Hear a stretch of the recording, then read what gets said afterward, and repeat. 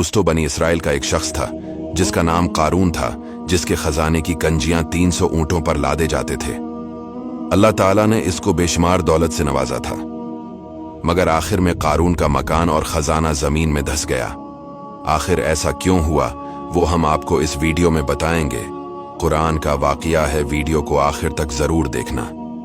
कारून का जिक्र अल्लाह ताला ने कुरान पाक में इस तरह फरमाया, बेशक कारून मूसा की कौम से था, फिर इसने इन पर ज्यादती की और हमने इसको इतने खजाने दिए जिनकी कंजियां एक जोरावर जमात पर भारी थीं। कारून हजरत मूसा अलैहिस्सलाम के चच्चा यसहर का बेटा था। बहुत ही शकील और खूबसूरत आदमी था, इसीलिए लोग उसके हुस्न जमाल से मुतासिर होकर उसको मनूर कहा करते थे। इसके साथ साथ उसमें यह कमाल भी था कि वो बनी इसराइल में तौरात का बहुत बड़ा आलिम और वो बहुत ही मिलनसार और बा-अखलाक इंसान था, और लोग उसका बहुत ही अदबू एहतराम करते थे।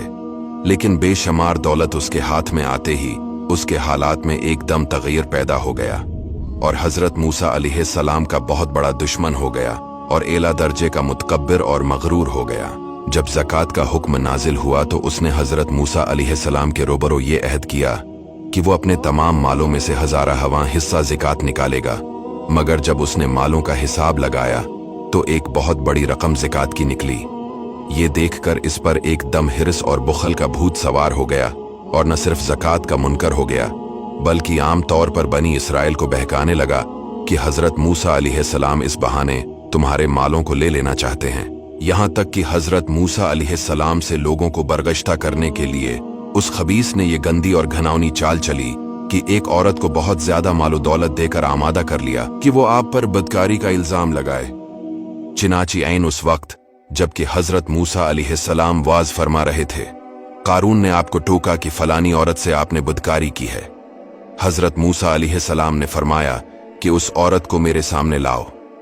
चुनांचा वो औरत बुलाई गई तो हजरत मूसा अलैहिस्सलाम ने फरमाया कि ए औरत, उस अल्लाह की कसम जिसने बनी इसराइल के दरिया को फाड़ दिया और आफियत और सलामती के साथ दरिया के पार कराकर फिरौन से नजात दी, सच सच कह दे कि वाकया क्या है।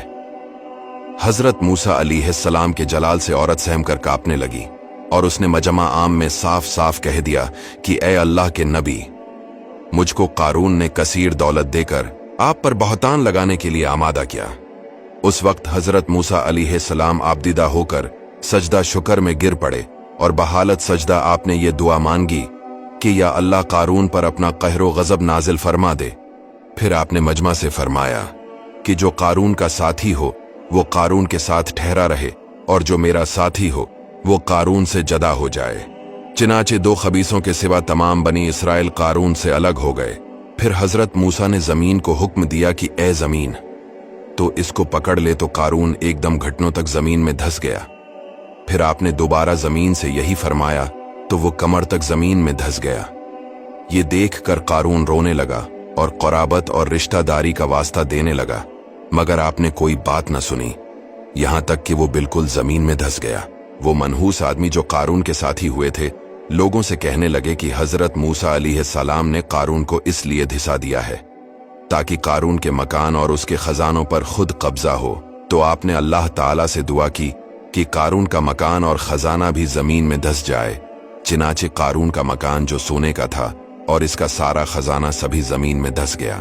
ये इबरतनाक वाकया हमें ये दर्स हिदायत देता है कि अगर अल्लाह ताला मालो दौलत अता फरमाए तो इस फर्ज को लाजिम जाने कि अपने अमवाल की ज़कात अदा करता रहे और हरगिज अपने मालो दौलत पर गुरूर और घमंड न करे, क्योंकि अल्लाह ताला ही दौलत देता है और जब वो चाहता है पल भर में दौलत छीन भी लेता है। हर वक्त इसका ध्यान रखना चाहिए।